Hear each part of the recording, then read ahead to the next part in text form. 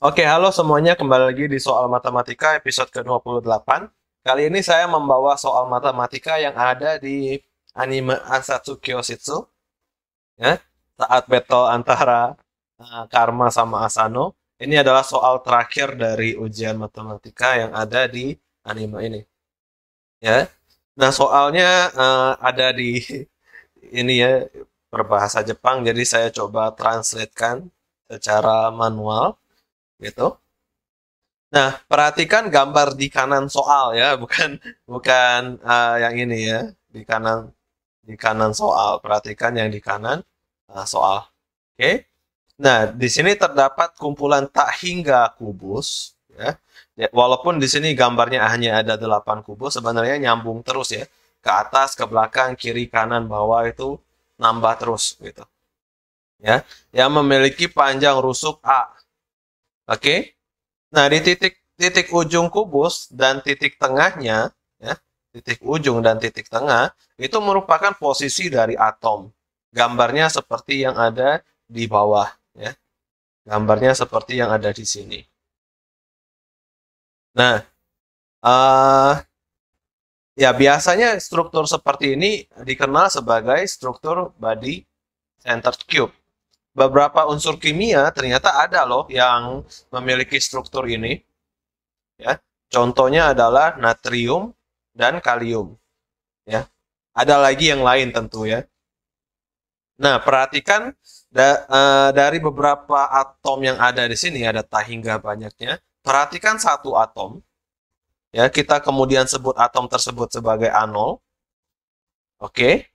Nah, misalkan D0 itu adalah wilayah yang merupakan kumpulan dari setiap X sehingga ya, jarak dari X ke atom A0 itu lebih dekat daripada jarak X ke atom yang lainnya.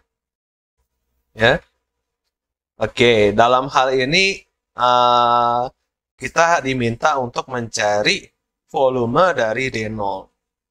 Wah, ini gimana nih caranya? Oke, kita coba perhatikan dulu ya. Gambar dari D0-nya itu kira-kira seperti apa. Nah, sebelum itu kita coba lihat A0-nya. Dari beberapa atom yang ada, tentu kita bisa memilih A0 itu sebagai titik tengah kubus atau titik ujung dari kubus. Ya kan? Yang mana aja ini bisa jadi A0. Gitu. Apabila kebetulan kita memilih titik tengah dari kubus, maka titik pojok-pojok dari kubus ini itu akan menjadi atom yang terdekat dengan A0. Ya kan? Nah, kita sebut atom-atom itu sebagai A, B, C, D, E, F, G, H. Nah, apabila misalkan A0-nya kebetulan diambil dari pojoknya uh, kubus, ya, A0-nya dipilih sebagai pojoknya kubus, maka kita akan melihat titik-titik tengah kubus yang lain, ya, titik-titik tengah kubus-kubusnya, itu sebagai atom yang terdekat dengan A0 sekarang. Nah, sekali lagi namakan titik-titik tersebut sebagai A, B, C, D, E, F, G, H. Jadi, mau bagaimanapun A0 yang kita pilih, kita akan selalu mendapatkan kubus yang demikian. Ya kan? Nah, sekarang kita mau mencari titik-titik X yang dekat dengan A0 dan jauh daripada E, F, G, H maupun A, B, C, D. Gitu kan? Nah, daripada menggambarkan yang itu, saya sekarang coba gambarkan titik-titik yang dekat dengan E dulu saja, ya. Nah, seperti di sini. Saya gambarkan titik-titik yang dekat dengan E dulu, gitu. Ya, jadinya di sini ngambil posisi tengah sih ya. Ambil posisi tengah, ambil posisi tengah gitu ya. Nah, di sini ini adalah wilayah yang lebih dekat ke E daripada A0. Sekarang saya coba gambarkan ini semua untuk A, B, C, D, F, G, dan H. Dan saya mendapatkan gambar seperti ini. Saya ambil dari animenya ya. Oke. Dan juga sebenarnya dari beberapa blog di Jepang itu ada juga yang membahas ini, saya sambil baca-baca gitu. Nah, jadi wilayahnya itu yang ini nih, yang E tadi yang sebentar, yang E tadi yang ini kan. Nah, ini ada begini dikit. Nah, ini E-nya yang gini. Oke. Nah, lalu tambahkan untuk F dan seterusnya. Nah, wilayah-wilayah yang dekat dengan A, B, C, D, E, F, G, H ini kemudian dibuang. Yang kita ambil hanya wilayah yang dekat A0 jadinya. Seperti ini. Seperti yang warna pink. Ini. Ya. Nah, wilayah inilah yang dinamakan sebagai wilayah D0.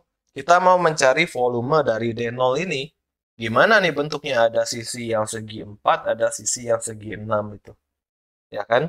Nah, jadi daripada kita langsung menghitung volumenya ini, sulit kan? Jadi kita coba modifikasi dulu. Dari kubus yang ini, ya saya coba memandang 1/8 dari kubusnya saja. Yang mengandung titik E dan titik A0. Ya, jadi ini E, A0-nya jadi pojok di sini nih. Jadi kayak ambil gini. Ya, oke. Nah, lalu saya namakan beberapa titik bantuan ya untuk hasil perpotongan segi 6-nya, PQR STU itu. Lalu saya namakan tambahan JKL seperti ini.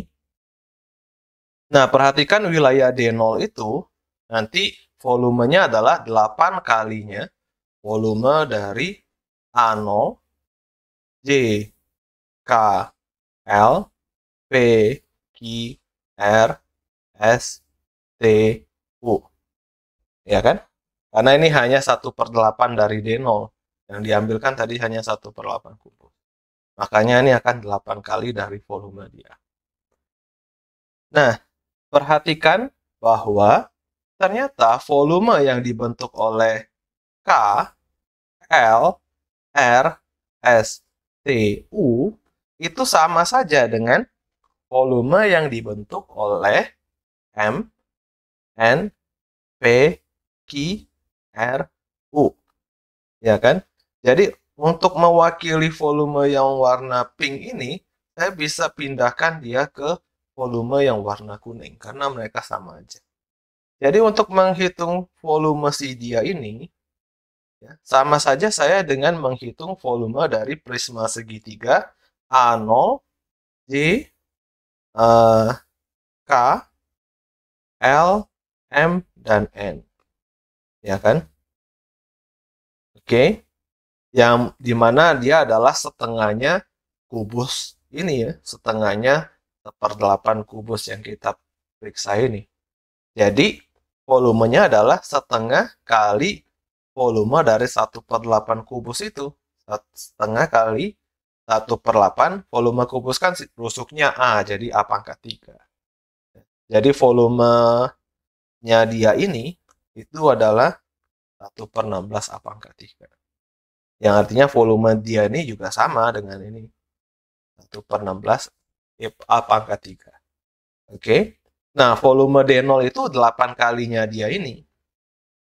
8 kalinya. Jadi, dapat setengah A pangkat 3. Wah, sama persis dengan jawabannya Karma. Wah. Tapi cara pikir Karma mungkin keren juga tuh. Ya, jadi kayak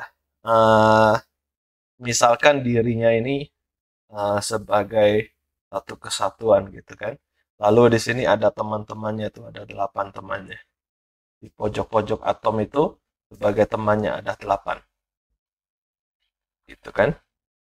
Nah, masing-masing temannya ini memiliki wilayah yang sama dengan yang lainnya karena dia pikir di luar sini masih ada kubus lagi. Ya. Masih ada kubus lagi, jadi orang ini akan memiliki wilayah yang setara dengan punya karma sama gitu. Tapi di sini hanya 1/8 dari total wilayah yang ada. Jadi karma tinggal menghitung misalkan wilayah ininya adalah D0 itu teman-temannya hanya memiliki 1/8 dari D0, tapi karena ada 8 teman, jadi seperti ini. Ini totalnya sama dengan volume kubus gitu. Jadi didapat 2D0 itu adalah A pangkat 3 sehingga D0-nya adalah A pangkat 3/2. Ini yang jadi cara pikir karma dalam mengerjakan soal ini kan. Ya, luar biasa sekali. Nah, yang dikerjakan oleh Asano sebenarnya tidak salah juga ya. Hanya saja langkah yang diambil oleh Asano itu eh, panjang gitu, sehingga lebih mungkin untuk terjadi ketidaktelitian dalam perhitungan gitu. Ya, keren lah animenya. Oke. Soalnya juga keren. Cukup butuh waktu lama untuk memahami soalnya doang. Dan ternyata solusinya simple. Ya. Yang menjadi beban adalah memahami soal ini. Luar biasa sekali soalnya. Oke, sekian dari saya untuk episode kali ini. Semoga bermanfaat. Sampai jumpa.